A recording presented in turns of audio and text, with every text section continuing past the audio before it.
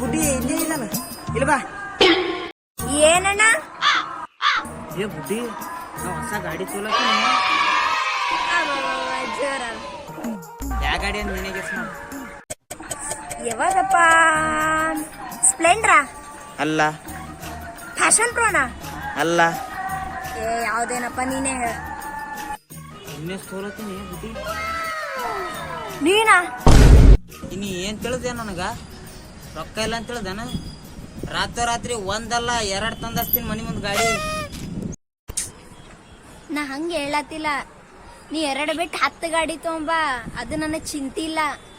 ನೀನು 2 ಕಾಲ್ ಹತ್ತಾವೋ ಇಲ್ಲ ಅನ್ನೋ ಚಿಂತಿ ಅಲ್ಲ. ಇದು ಯಾರು ಬರೆದ ಕಥೆಯು? ಹೊರಗಿನವರು ದುಶ್ಮನ್ ಅನ್ಕೊಂಡಿದ್ರು, ಮನೆಯವ್ರನ್ನೂ ದುಶ್ಮನ್.